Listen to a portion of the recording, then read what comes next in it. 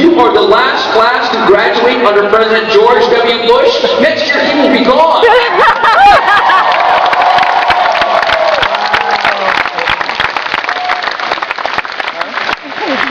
Don't hide your breathing.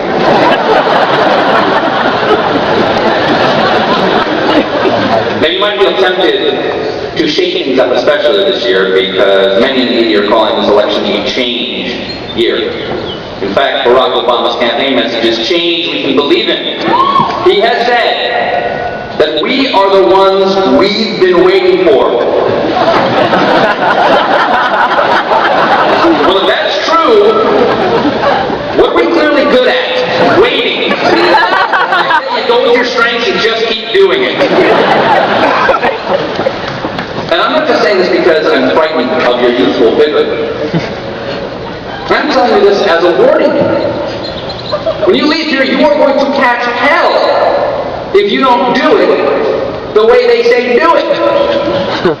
Scott McClellan, in his book, recently said the press was timid in the lead-up to the Iraq War, and some of the press defended their actions by reminding us just how much support of the war there was back then, how determined the administration was. And all I'm saying is that you need to have the same courage to fight for what you believe is right, unless someone doesn't like it. As I said, as a Princeton graduate, you may feel that you have a special noblesse oblige. You've been given much, and you have to do much. You might feel like you need to save the world. And I'm not saying the world doesn't need saving sometimes, but I'm just here to remind you that the job of Savior looks like a really hard one. I mean, Jesus only took the job to please his dad.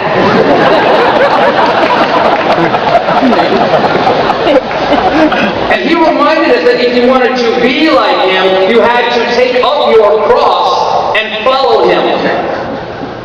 Well, to me, that thing looks kind of heavy. Wouldn't it be easier for you to take up your remote control and follow me?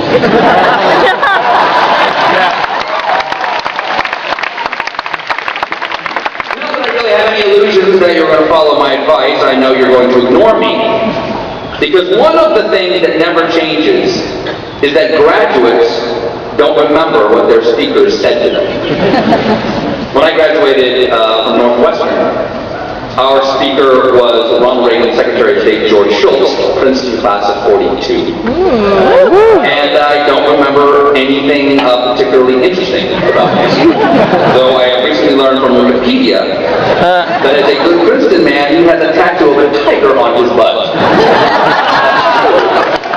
And I'm just going to assume that you all have them. And I hope that there's a show and tell later. What I mostly remember about my graduation was being worried. Worried about what would happen to me now. Because I'd just gotten good at something, which was being in school. And now that was over, I was worried that I would not find a job or find my place in the world. I was worried I would never do what I really wanted, but I was so worried that I couldn't even think of what that thing might be. So instead, I did nothing for a year. Not entirely nothing. I hid in my basement and I built futon frames for a living. It was a dark period that I don't really want to talk about. But being worried is common. If you really want to change something big, be the first graduating class in history not to worry. And you really shouldn't. You especially shouldn't worry about making a difference in the world with your lives. Because it's been said, the more things change, the more things stay the same. But one of the things that stays the same is that you are going to change things. And there's nothing that my generation can do about that. But some things are going to change for you too. So brace yourself for the following. When you leave here, no one will understand that totalitarian salute you do.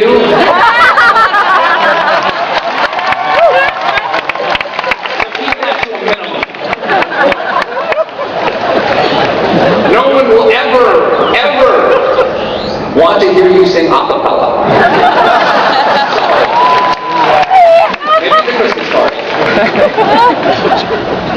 And those jackets, seriously, do not wear them to your job interview. Princeton class of 2008, thank you for the honor of having addressed you.